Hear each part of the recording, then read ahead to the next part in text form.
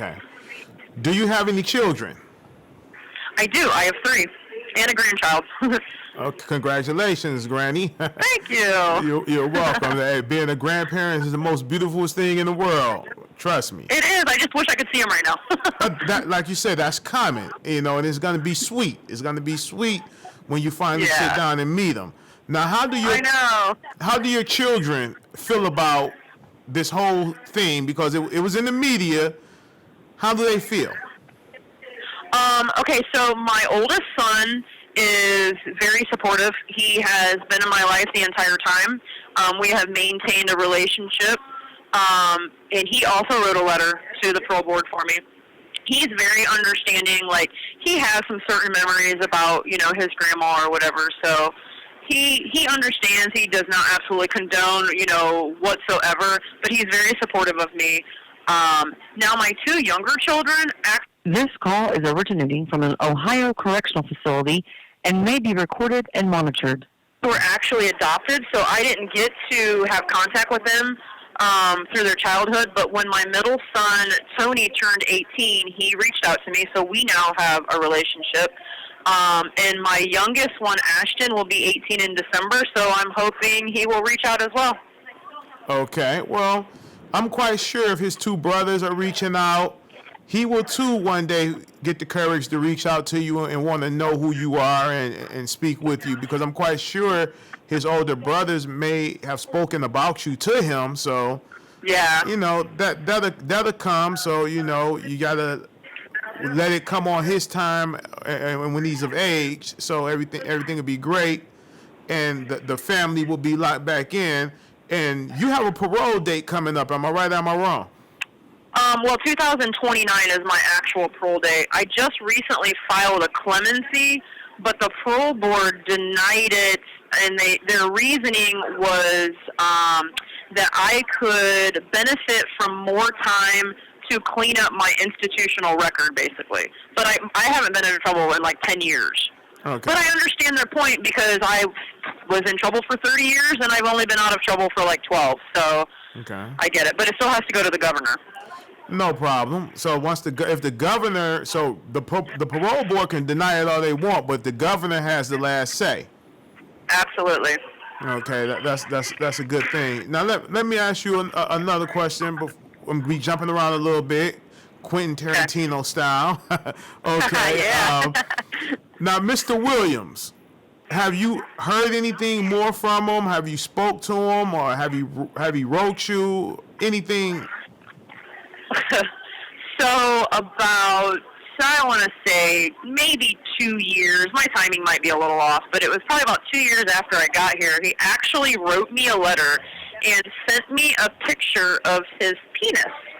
And I don't remember what the letter said, but it was very demeaning. And I think that I turned the letter in, or I may have sent it home. I want to say that I turned the letter in to administration here at the time. They kept the picture because clearly we couldn't have pictures like that, but they sent me the contraband slip, so I sent all of that to somebody. It was so long ago I don't remember. But I have not tried to contact him. I heard that he was deceased, but I have no idea. I have no clue whatsoever. Wow, pictures like that slip through the prison system in Ohio? Oh yeah. Not in Michigan. Yeah. Not in Michigan prison system. They tear that stuff up. Wow. Okay. Yeah, I was very surprised. I'm like, oh wow. I don't know why you're mad at me, because you're free. That was my thought when I got the letter. So basically, I'm like, wow. This call is originating from an Ohio correctional facility and may be recorded and monitored. So basically, he sent you a letter being mad with you, and did he get any prison time at all, or? He did 8 months in county, and that's it. And they had to let him go because all of the evidence was contaminated. Now, mind you, all of the DNA, the physical evidence they had was on him, but it was contaminated because people were in and out of the house before an investigation took place. Mm-hmm. So the only thing to convict him was my testimony.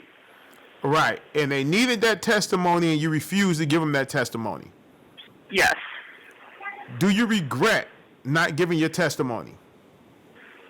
I do, but not for the reasons that some people would think. Like, I don't regret it because I could have gotten less time. I regret it because I feel that in order for there to be complete justice on my mother's behalf, that he should have to pay for it as well. That's fair enough. That's fair because, like you say, once again, he was there. He Yes. helped dispose of the body, and he stole your mother's jewelry. And, that's the biggest thing. That's the thing that I think really bothers me the most is the jewelry part and his belonging. Oh, and he had stolen her checkbook. How they even implemented him, period, was he had stolen the checkbook and had some people try to cash checks. That's how he even came into the question, period. Because the people that had cashed these checks gave his name. And I didn't know anything about the checkbook. That's why earlier when I had mentioned that he had put the checkbook in there, the checkbook wasn't in there. I found out about that later on. But, so, after I grew up and became more emotionally, mentally mature and just, realized, oh, wow, this was, I was really stupid. I was really messed up, all of these things. I realized, you know what? It almost feels like he had more part in it than what I did. I feel like he took advantage of the situation. Because my question is why didn't you stop me? You knew that I was doing this, so why didn't you stop me? Well, why? Because he had ulterior motives, while this was happening. He saw it a good opportunity to go ahead and take what he wanted while I was doing this. And with that is the reason, that's part of the reason why I regret, because I feel like, dude, you could have stopped me. You could have knocked me off of her. You could have, done something, and you didn't. That's probably what bothers me the most. Most definitely. Now, this is what I want to ask you, because I got a couple more questions I want to ask you, but I want to ask you this one first, Mandy. Okay, after I release this interview to the Real World Podcast family, I have a new thing that I'm doing with my members only. It's called You Be the Judge.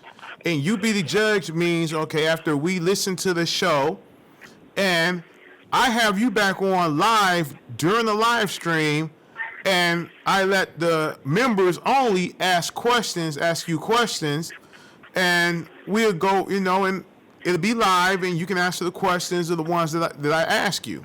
How you feel about doing that? Yeah, absolutely. I don't have anything to hide.